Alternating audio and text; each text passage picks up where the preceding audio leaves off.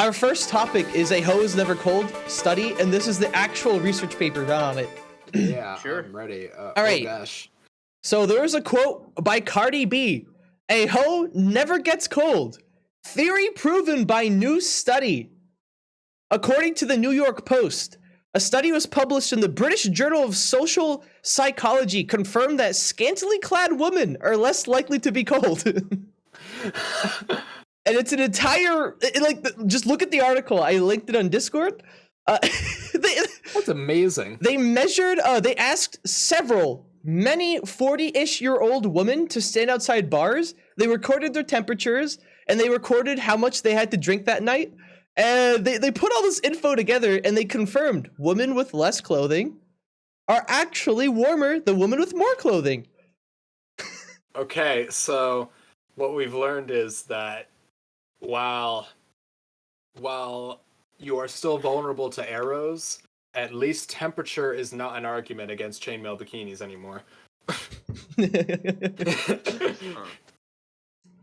We can have fantasy barbarians, and they'll be completely fine in the frozen tundra. Temperature. If you look in the abstract, the way it says it, women more highly focused on their appearance did not feel colder when wearing less clothing. These findings offer support for the relationship between self-objectification and awareness of bodily sensations in the context of a naturalistic setting. What I take from that is that women who are focused on their appearance are more focused on their appearance, and their brain is more focused on their appearance than the outside surroundings. So in essence, they're able to reduce the effect of the cold because they're allowing their brain to distract itself on their appearance instead. They're not focused on being cold. It's almost like that.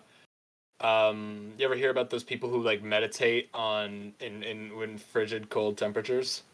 Oh yeah, those people that can swim naked in the Antarctica. Yeah. Or they meditate just in their underwear and it's freezing cold and they're like regulating their own body heat or something like that.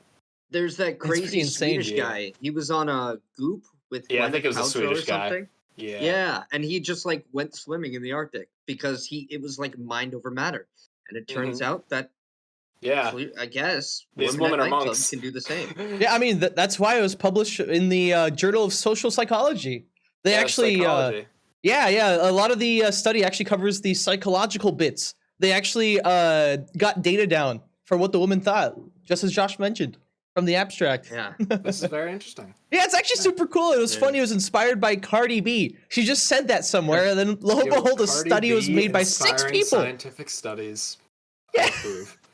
It was just saying this study was by the University of Florida. 6 graduate students got together and made this. And they published in a British journal. Congratulations. Yeah, they published it too. It's pretty crazy. Amazing. Do you think one of them uses as like their thesis to get like a PhD or something? Yo, I hope so. I really hope so. Hang on, I'm gonna click on one of the names. Miss Feelig has 4 publications. This article is at the top of the list. Do you want to read out all their names? Do you want to read out the 6 names? Yeah, there's Roxanne Feelig, Jessica Jordan, Samantha L. Shepard, who's the only person not credited as being they're just not on ResearchGate, so they're probably also from the same university. Emily P. Courtney, Jamie L. Goldenberg, and Tommy Ann Roberts, who is from Colorado College, not University of South Florida. Very interesting. Oh, it was a multi-university effort. all women. Nice to see. Yeah. Yeah, cool. Mm-hmm. Yeah, very cool. Interesting. Yeah, so any final thoughts about this topic? I mean, they mentioned it as well in the discussion. One of the big issues that I find with this paper is that it was a pretty small sample size. If they only what took was the sample size? What did you say? 98. 98. Okay, people. yeah.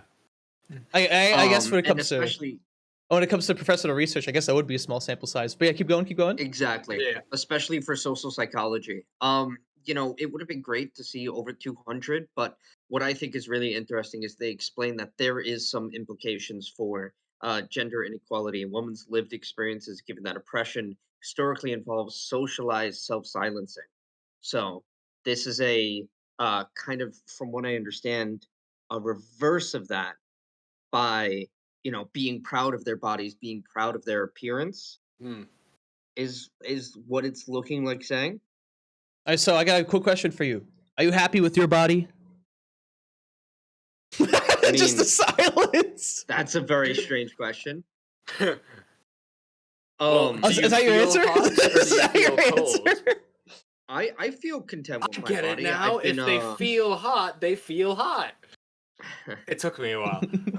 I've been exercising and that kind of stuff. Yeah, I feel pretty comfortable with where I'm at right now. How about you guys? I mean, I've been doing sit-ups, but I haven't seen any change so far. So I feel like, yeah. I mean, if you guys, you guys already know, but I'm wearing a vest to hide my body. So.